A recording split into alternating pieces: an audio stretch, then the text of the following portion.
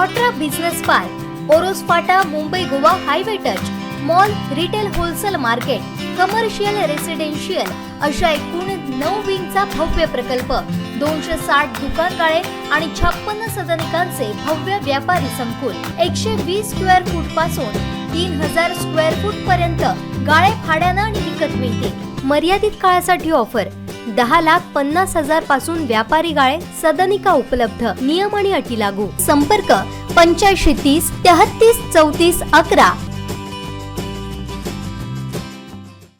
जुनी पेन्शन योजना ही लागू झालीच पाहिजे आमचा अर्थ टाहू आहे। तसेच घरभाडे प्रश्न, वेतन त्रुटी आणि या प्रश्नांसोबतच विद्यार्थ्यांना गणवेश मिळाला पाहिजे, विद्यार्थ्यांच्या समस्येला न्याय दिला पाहिजे। शाळेत शिक्षक न ठेवता कोणताही स्वयंसेवक आणि निवृत्त शिक्षक नेमणे हे बंद केलं पाहिजे। कोणताही लोकप्रतिनिधी शिक्षकांच्या मुळावर उठला असेल तर त्याला उलथून ठेवल्याशिवाय राहणार नाही, अशी प्रतिक्रिया महाराष्ट्र राज्य प्राथमिक शिक्षक समितीचे नूतन राज्याध्यक्ष विजय कोंबे यांनी राज्य महाअधिवेशनात दिली।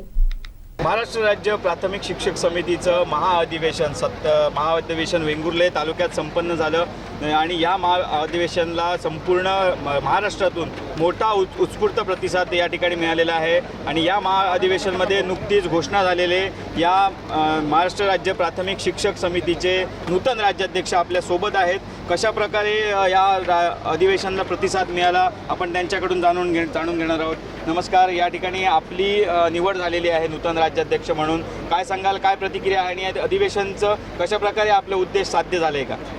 महाराष्ट्र राज्य प्राथमिक शिक्षक समितीचा नूतन राज्याध्यक्ष विजय कोंबे वर्धा म्हणून मी या ठिकाणी वेंगुर्ल्यातील जनतेचे, प्रसारमाध्यमांचे आणि महाराष्ट्र राज्य प्राथमिक शिक्षक समितीच्या प्रत्येक सभासदाचे जाहीर आभार मानतो। वेंगुर्ला नगरीमध्ये एक इतिहास घडून विदर्भात पहिल्यांदा राज्याचं अध्यक्षपद 61 वर्षात शिक्षक समितीला मिळालेलं आहे। आम्ही महाराष्ट्राच्या माननीय मुख्यमंत्र्यांनी या ठिकाणी उपस्थित राहून जो आशावाद शिक्षकांच्या प्रश्नाच्या संबंधाने व्यक्त केला तो प्रत्यक्षात उतरेल असा विश्वास आहे। अन्यथा शिक्षक समिती आपला लढाऊपणा न विसरता शासनाच्या कोणत्याही अन्याय धोरणाविरोधात निश्चितपणे आपला संघर्ष सुरू ठेवेल। आम्ही ज्या संख्येने या ठिकाणी राज्यातील शिक्षकांनी प्रतिसाद दिला तो आमच्यासाठी अभिमानास्पद आहे। राज्याचे माजी राज्याध्यक्ष आदरणीय उदयनराव शिंदे यांच्या नेतृत्वात मी आणि महाराष्ट्र राज्यातील शिक्षक समितीचा प्रत्येक जिल्हाध्यक्ष, प्रत्येक कार्यकर्ता हा जगन्नाथाचा रथ आम्ही ओढून देऊ आणि राज्यातील शिक्षकांच्याच नव्हे सामान्य विद्यार्थ्यांच्या आणि स्थानिक स्वराज्य संस्थातील शाळांचे शिक्षण टिकले पाहिजे, सरकारी शाळा टिकल्या पाहिजे यासाठी आम्ही अविरत लढा देऊ। आणि जुन्या पेन्शनची जी मागणी आहे ती मागणी मान्य झाल्याशिवाय आम्ही स्वस्थ बसणार नाही। निश्चितच शालेय शिक्षण मंत्री दीपक केसरकर हे या मतदारसंघातील आहेत आणि ते सुद्धा या ठिकाणी उपस्थित होते। मोठा त्यांचा सुद्धा या अधिवेशनासाठी मोठा वाटा होता। काय मागण्या होत्या आणि कशा प्रकारे त्यांनी आश्वासित केलं?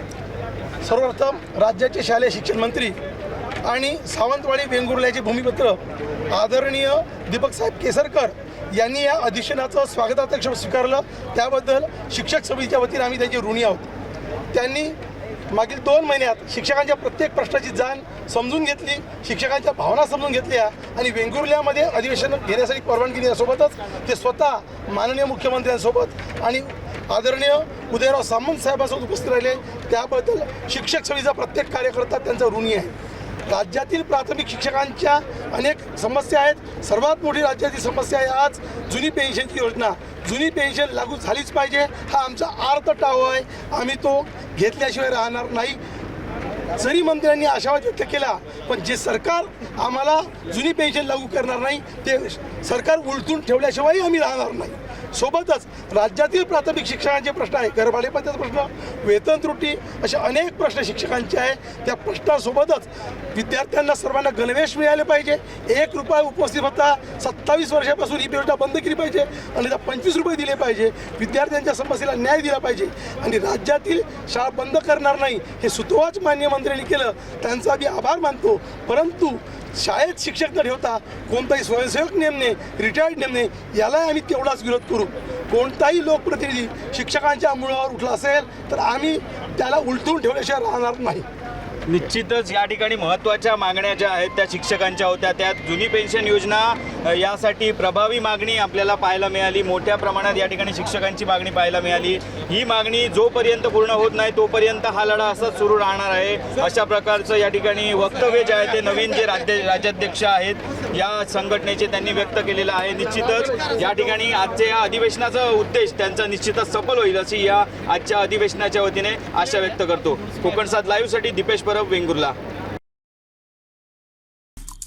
आमचे दिवसभरातले सर्व अपडेट्स, ताज्या घडामोडी आणि थेट लाईव्ह पाहण्यासाठी सबस्क्राईब करा, लाईक करा कोकणचं नंबर 1 महा चॅनल कोकण 7 लाईव्हचं YouTube चॅनल.